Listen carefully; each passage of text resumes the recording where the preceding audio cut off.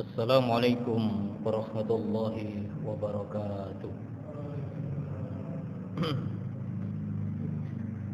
Alhamdulillah, alhamdulillahilladzi an'amana bi ni'matil iman wal islam wa arsyadana subulas salam. Asyhadu an la ilaha illallah wahdahu la syarika lah wa asyhadu anna Muhammadan abduhu wa rasuluh. Allahumma salli wa sallim ala nabiyyina Muhammadin wa ala alihi wa sahbihi ajma'in, amma ba'du. Jamaah salat Isya, sekaligus kita akan lanjut salat Qiyam Ramadan yang dimuliakan Allah. Alhamdulillah, bersyukur kehadirat Allah Ta'ala yang telah memperkenankan hadir dalam rangka menjalankan Qiyam Ramadan malam ini.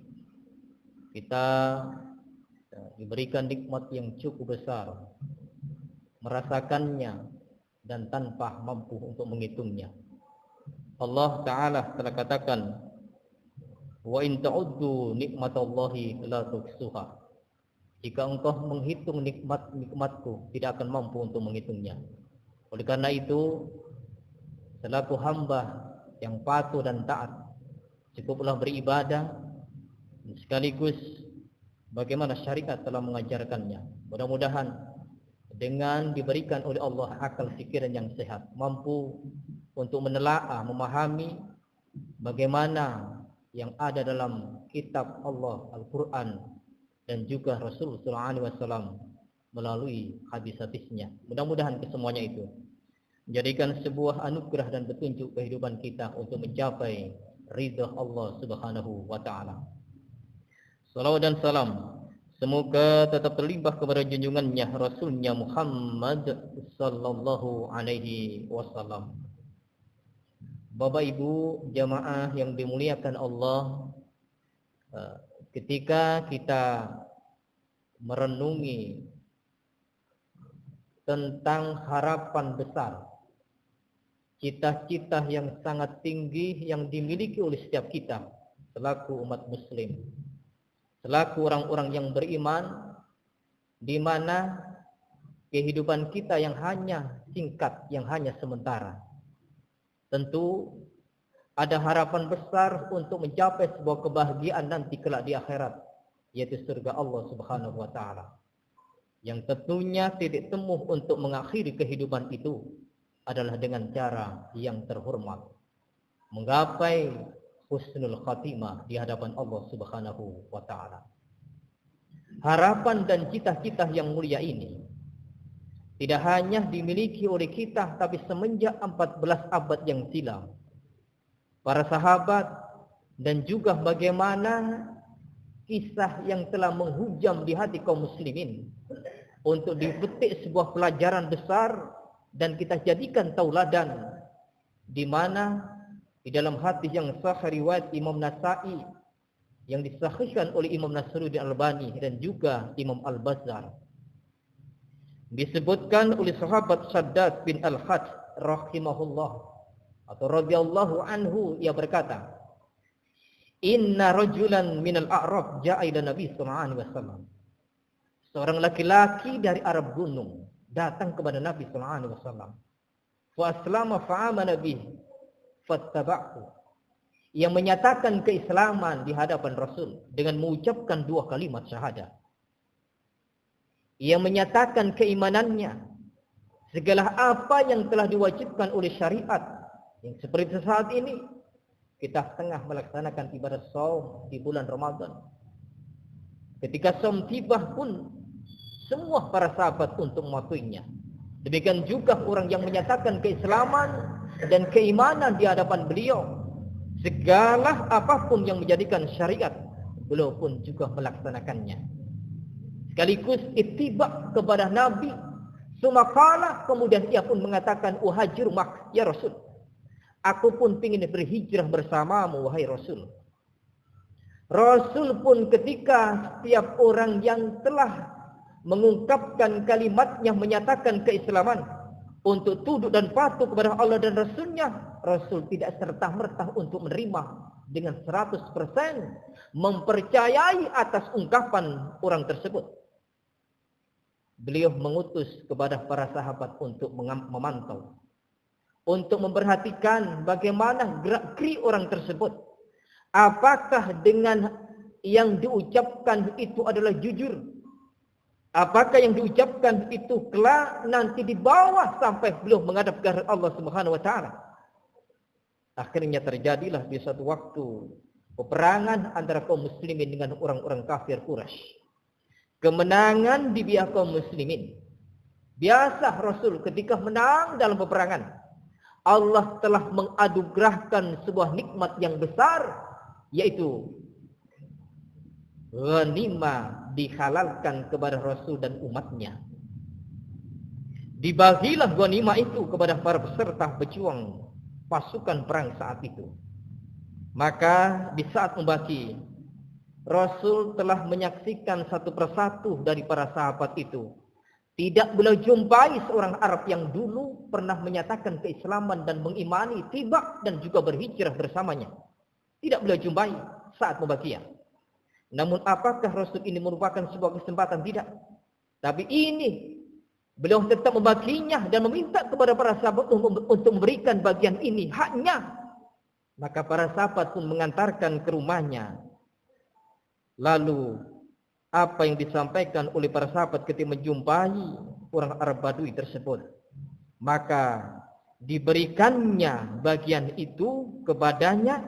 Maka orang Badui mengatakan, "Mahadza, apa ini?" Qalu, para sahabat mengatakan, "Qismun qasamahul lakan Nabi sallallahu alaihi wasallam." Inilah bagian yang nabimu telah membagimu untukmu. Apa respon dari seorang Arab Badui tersebut? Faqala, yang mengatakan, fa akhadahu wa kamala wa ja'ila Nabi sallallahu alaihi wasallam, yang mengambilnya dan ia membawanya ke hadapan Nabi sallallahu alaihi wasallam. Diantarkanlah lagi barang ghanimah itu untuk dikembalikan kepada Nabi sallallahu alaihi wasallam. Maka di hadapan Nabi mengatakan, "Mahada, apa ini wahai Nabi?" Qala, Nabi mengatakan, "Qasamtuhu lak, aku membaginya untukmu." Qala, orang Arab Badui mengatakan, "Ma ala hada ittaba'tuk, bukan karena ini Nabi aku mengikutimu, bukan karena ini. Walakin ittaba'tuk ala an arma ila hahuna, tetapi aku ingin untuk mengikutimu. Ada anak panah yang telah menghujam ahunah di sini." Wa asyara ila khalqihi, dan beliau saling sambil berisyarat ke lehernya. Ada anak panah, hai Nabi, yang aku inginkan untuk berjuang di hadapanmu. Maka kalau demikian, fa'amutu fa'adkhulul jannah, aku akan mati yang akan mendapatkan surga Allah Subhanahu wa taala yang kau sampaikan di hadapanku. Jamaah yang dimuliakan Allah Subhanahu wa taala. Maka Rasul pun juga mengatakan, intasdukillah yasdukuka. Jika engkau jujur di hadapan Allah, maka Allah akan balas kejujuranmu. Terjadilah waktu demi waktu. Tahun ke-7 ada yang disebut dengan perang Khaybar antara orang Yahudi dengan kaum muslimin. Karena pelanggarannya, Yahudi telah menyimpang dari perjanjian tersebut. Peperangan terjadi. Rasul pun membawa kemenangan, perang melawan mereka. Maka saat itu tiba-tiba hadirlah seorang sahabat yang telah memikul seorang Arab Badui tadi. Diserahkan di hadapan Nabi. Maka Nabi mengatakan, "Ahwa, apakah orang ini yang dulu telah berikrar kepadaku? Apakah orang ini yang dulu telah menyatakan keislaman, menyatakan keimanan, ittiba kepadaku dan hijrah bersamaku?" Maka qalu, para sahabat mengatakan, "Na'am, iya Rasul, iya. Orang ini Arab Badui yang dulu telah berikrar di hadapanmu." Maka saat itu kafan Nabi sallallahu alaihi wasallam. Maka Nabi mengkafaninya fi jubbatin Nabi sallallahu alaihi wasallam, dengan jubah Nabi untuk dijadikan kain kafan beliau. Kemudian di saat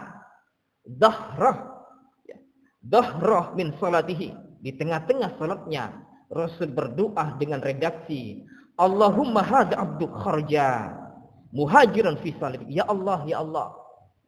Ya Allah, ini adalah hambamu yang orang ini keluar berhijrah di jalanmu. Fakutilah syahidan, maka ia terbunuh dalam keadaan syahid. Ana syahidun ala dzalik. Aku kelak yang akan menjadi saksi di hadapanmu. Inilah masyar muslimin, jamaah salat qiyam Ramadan yang dimuliakan Allah Subhanahu wa taala. Ketika seorang Arab Badui, telah kita tahu bagaimana sejarahnya. Bagaimana karakter dan kebiasaan orang-orang Arab Badui. Ketika telah tekad betul-betul bulat, beliau tidak memikirkan keduniaan, tapi memikirkan akhirat yang nomor satu. Karena kehidupannya telah terbina dengan lingkungan dan suasana yang ada. Mereka tidak punya tetap tempat tinggal. Karena kehidupannya harus beralih dari satu tempat ke tempat yang lain untuk memenuhi kebutuhan hidupnya. Sehingga ketekatan bulatnya telah terpatri, tertanam pada benak beliau. Maka ketika menyatakan keislaman bukan tanggung-tanggung, tapi beliau pun juga beriman. Sehingga keimanan beliau terungkap dalam ungkapan beliau, terpatri dalam hati beliau, terrealisasi dalam kehidupan beliau. Sehingga inilah yang terhujam pada seorang Arab Badui yang bisa kita jadikan tauladan bahwa seorang yang menyatakan Islam di hadapan Nabi, maka tentu ketika Islam itu kafah, ya ayyuhalladzina amanu udkhulu fis-silmi kafah. Rasul telah menyampaikan wahyu Allah. Allah telah berfirman, wahai orang-orang yang beriman, ketika engkau itu sudah masuk dalam Islam, jangan tanggung-tanggung, jangan hanya Islam selesai, tidak. Tapi terus bagaimana mengisi ilmu itu yang telah iman telah ada pada benak kita. Maka kita keseriusan ini hendaknya kita pertanggungjawabkan, kita tunggu, kita istiqamahkan kelak nanti sampai akhir hayat kita. Itulah nanti kelak ketika jujur di hadapan Allah untuk mengiman terhadap Allah dan Rasulnya, maka Allah akan balas kejujurannya. Bukan seperti Arab, hanya Arab Badui saja, tapi untuk kita semuanya. Ketika kita jujur untuk melaksanakan kebaikan ini, yakin Allah pun juga akan mengantarkannya, dan Allah pun juga akan membalasnya akan kejujuran yang ada pada benak kita. Apakah cita-cita dan harapan ini kita meninggalkan dunia? Tidak. Allah juga tegaskan, wabtaghi fima ataqallahu darul akhirah wala tansa nasibak minad dunya. Cari untuk kehidupan akhirat yang lebih penting, karena wal akhirah khairu wa abqa. Kemudian jangan engkau lupakan bagianmu di dunia. Sehingga dunia yang hanya sebentar, tidak jelas berapa usia kita. Maka kita jadikan bagaimana perintah Allah, wa ma khalaqtul jinna wal insa illa liya'budun. Tujuan hidup ini semuanya untuk beribadah. Maka ada motto, hidup ini adalah ibadah, tiada hidup tanpa ibadah. Sehingga segala aktivitas kita, baik kerja kita, ke kantor, ke sawah, ya, ke pabrik, ke perusahaan apapun, semuanya kita niatkan untuk ibadah. Yakin inilah yang akan mencapai derajat yang mulia untuk mendapatkan keridhaan Allah Subhanahu wa taala. Jamaah yang dimuliakan Allah, kiranya ini apa yang bisa kami sampaikan dalam kultum pada salat qiyam Ramadan malam ini mudah-mudahan bermanfaat untuk kita semuanya. Akhirul kalam, nun wal qalami wa ma yasturun. Wassalamualaikum warahmatullahi wabarakatuh.